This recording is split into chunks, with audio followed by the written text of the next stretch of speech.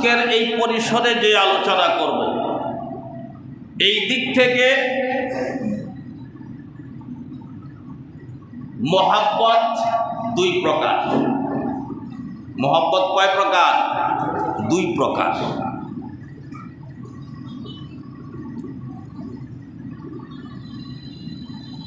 এক প্রকারের মোহাব্বত হলো আবু তালেব মার্কা মোহাব্বত।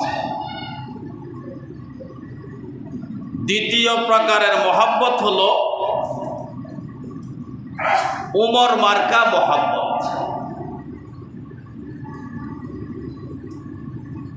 কথা খুব লক্ষ্য করে শোনার বোঝার চেষ্টা করতে হবে। প্রথম প্রকার মোহাব্বত কি বলছি? আবু তালেব মার্কা মোহাব্বত।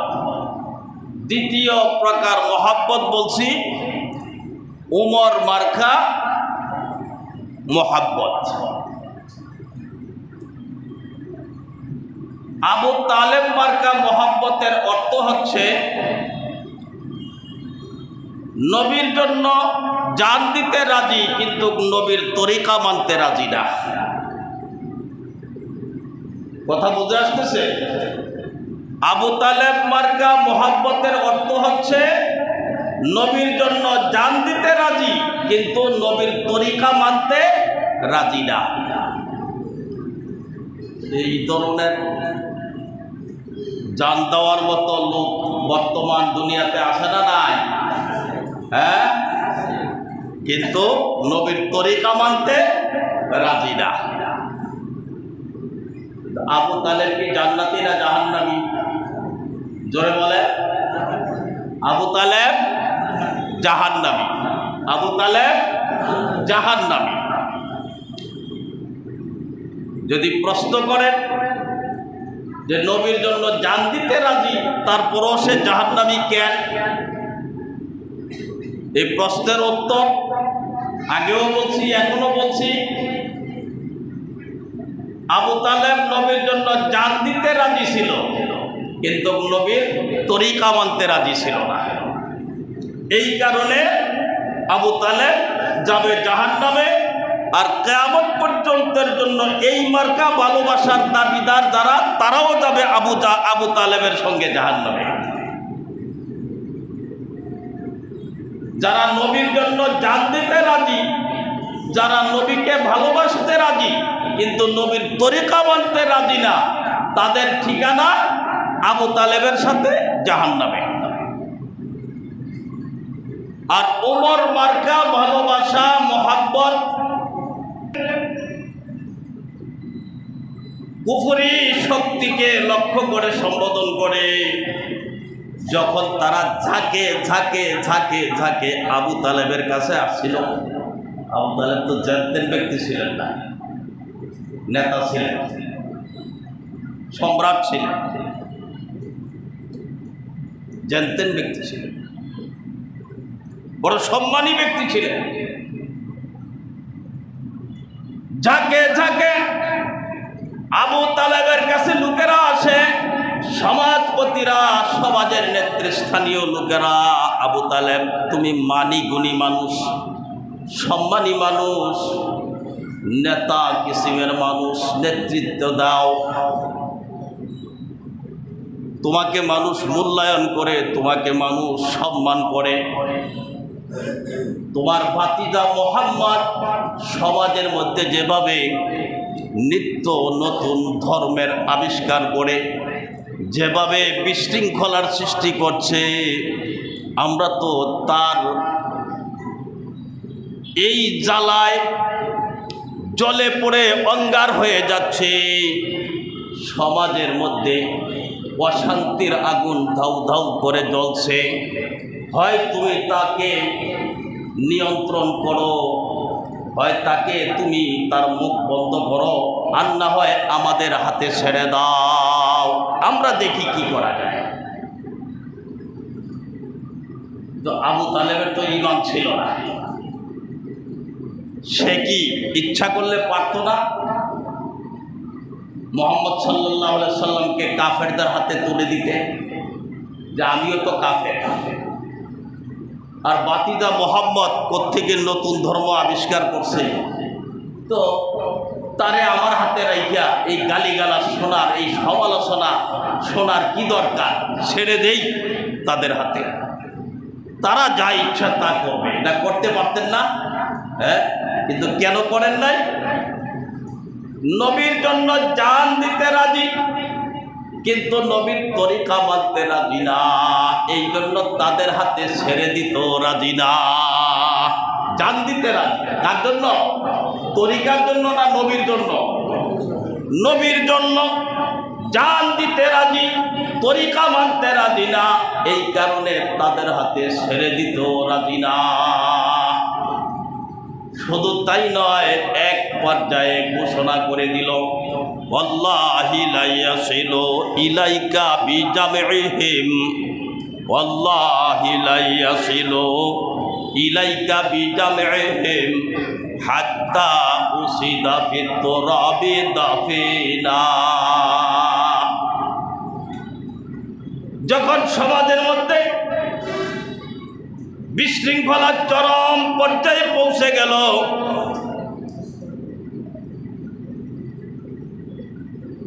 কখন কোন অবস্থা সংগঠিত হয়ে যায়, কখন একটা দুর্ঘটনা ঘটে যায়, ওই মুহূর্তেও আবু তালেব ঘোষণা করে দিল, আল্লাহি লা ইয়াসিলু ইলাইকা বিজামিহিম হাত্তা উসিদা ফিত তুরাবি দাফিনা।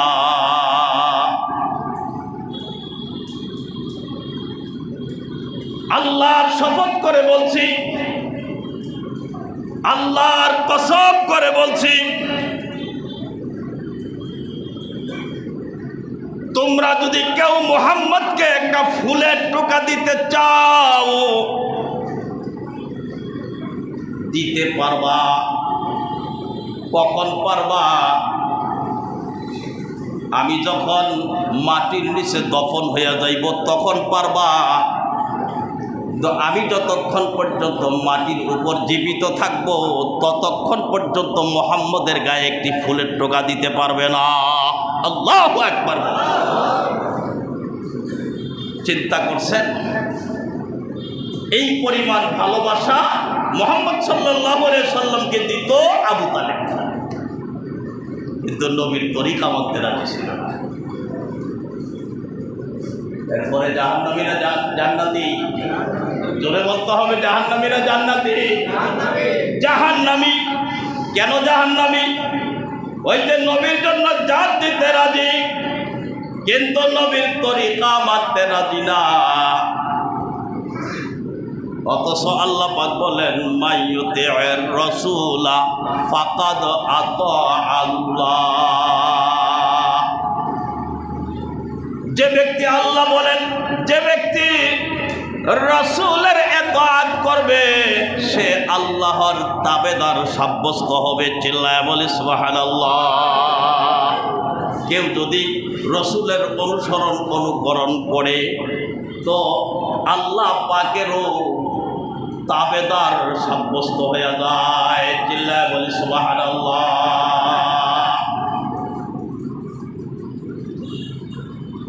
রাসূলের অনুগত্য করলে, রাসূলের অনুসরণ অনুকরণ করলে আল্লাহ পাক এত খুশি হয় যে আল্লাহ পাক কি বলেন, যে আমার হাবিবের অনুসরণ যদি তোমরা করতে পারো তাহলে তোমরা আমার তাবেদার সাব্যস্ত হয়ে যাইবা, আমার অনুগত্যশীল বান্দা সাব্যস্ত হয়ে যাইবা। চিল্লায়া বলি সুবহানাল্লাহ।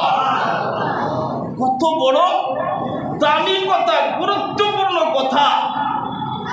আমার কথা না, কোন মোল্লা মৌলবীর কথা না, কোরআনে কারিমে আল্লাহ পাক বলেছেন, মাইয়ুতির রাসূলা ফাকাদ আতা আল্লাহ।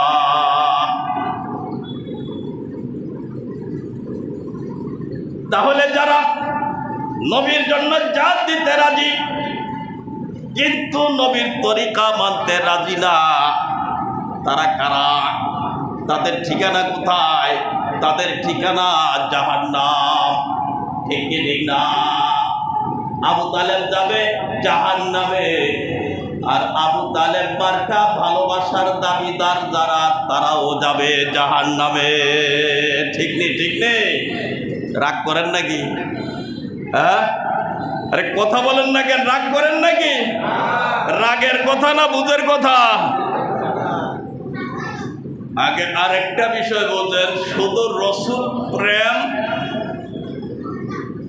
ইমানদার হওয়ার জন্য যথেষ্ট নয়। শুধু রসুল প্রেম ইমানদার হওয়ার জন্য কি যথেষ্ট নয়, আবার জান্নাতে যাওয়ার জন্য কি যথেষ্ট নয়। কারণ ইমানদার হইলে না জান্নাতে যাওয়ার কষ্ট, ঠিক নেই? তো শুধু রসুল প্রেম এটা যেহেতু ইমানদার হওয়ার জন্য যথেষ্ট নয়, তো শুধু রসুল প্রেম দিয়া জান্নাতে যাওয়ার আশা করতে পারা যায় কি করে? কোশ্চিন কালেও না। ঠিক নেই? ঠিক নেই? তাহলে এই দুইটা কথা মনে রাখেন, শুধু রসুল প্রেম ইমানদার হওয়ার জন্য যথেষ্ট নয়, শুধু রসুল প্রেম জান্নাতে যাওয়ার জন্য যথেষ্ট নয়। রসুল প্রেমের সাথে আর একটা জিনিস লাগবে, সেটা হলো এতাআত। এতাআত, এতাআতে রসুল অর্থাৎ নবীর অনুসরণ অনুকরণ। কথা বুঝে আসতেছে? রসুল প্রেমের সাথে আরেকটা জিনিস কি লাগবে? রসুলের অনুসরণ অনুকরণ। আবু তালেবের ভালোবাসার সাথে রসুল প্রেম ছিল যথেষ্ট পরিমাণে, কিন্তু রসুলের প্রতি অনুসরণ অনুকরণের এই গুণ ছিল না। ঠিক নেই? ঠিক নেই? আর ওমর মার্কা ভালোবাসার অর্থ হচ্ছে নবীর জন্য জান দিতে রাজি, তরিকা ছাড়তে রাজি না। তার অর্থ হচ্ছে হযরতে ওমর নবীর জন্য জান দিতে রাজি ছিলেন, আবার নবীর তরিকার জন্য তিনি পাগল পারা ছিলেন। ঠিক কি ঠিক না? চুল পরিমাণ এদিক সেদিক করতে দেয়নি। তরিকার মধ্যে নবীজির অনুসরণ অনুকরণের মধ্যে সরিষা পরিমাণ বিন্দু পরিমাণ এদিক সেদিক হবে, এটা হযরত ওমর সহ্য করতে পারেননি। একদা হযরত ওমর আয়েশা বলতেছে, ইয়া রাসূলুল্লাহ সাল্লাল্লাহু আলাইহি ওয়াসাল্লাম, আমি আমার বাবার চেয়ে, আমি আমার মায়ের চেয়ে, আমার সন্তান সন্ততির চেয়ে, আমার সম্পদের চেয়ে, সব কিছুর চেয়ে আমি বেশি আপনাকে ভালোবাসি। কিন্তু কিন্তু কি? আবার কিন্তু কি? তার মানে আমার যে সত্তা অর্থাৎ আমার জানের চেয়ে আপনাকে বেশি ভালোবাসতে পারি না। হুজুর বললেন, তাই যদি হয়ে থাকে তাহলে তুমি পরিপূর্ণ ইমানদার হতে পারো নাই। সুবহানাল্লাহ কইতেন না? হ্যাঁ, হুজুর বললেন, লা ইউমিনু আহাদুকুম হাত্তা কুনা আহাব্বা ইলাইহি মিন ওয়ালিদিহি ওয়া ওয়ালাদিহি ওয়ান নাসি আজমাইন। এ ওমর, জেনে রাখো, যতক্ষণ পর্যন্ত তুমি তোমার পিতামাতার চেয়ে, পরিবার পরিজনের চেয়ে, তোমার সন্তান সন্ততি, তোমার সম্পদের চেয়ে, এমনকি তোমার জানের চেয়ে বেশি পরিমাণে আমি নবীকে ভালোবাসতে না পারবা, ততক্ষণ পর্যন্ত তুমি পরিপূর্ণ ইমানদার হতে পারো না। इश्क़ महबूबे खुदा जिस दिल में हासिल नहीं, इश्क़ महबूबे खुदा जिस दिल में हासिल नहीं, लाखों मोमिन हो मगर ईमान में कामिल नहीं।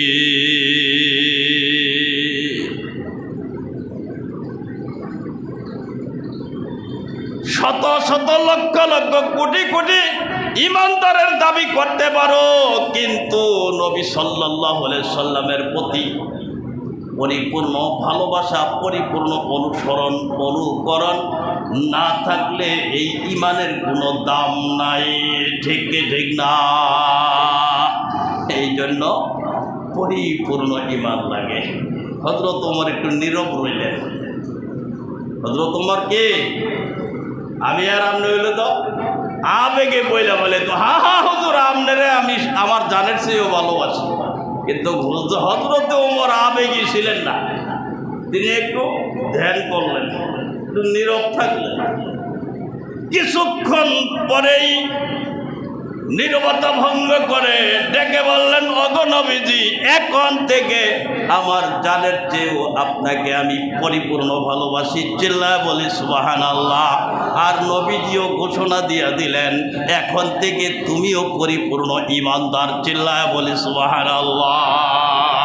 এই জন্য আমি আগেই বলেছি ভালোবাসা দুই প্রকার। এক প্রকার ভালোবাসার নাম হচ্ছে আবু তালেব মার্কা ভালোবাসা, আর এক প্রকার ভালোবাসার নাম হচ্ছে উমর মার্কা ভালোবাসা। আবু তালেব মার্কা ভালোবাসার অর্থ হচ্ছে নবীর জন্য জান দিতে রাজি, নবীর তরিকা মানতে রাজি না। এই কারণে আবু তালেব যাবে জাহান্নামে কিয়ামত পর্যন্তের জন্য।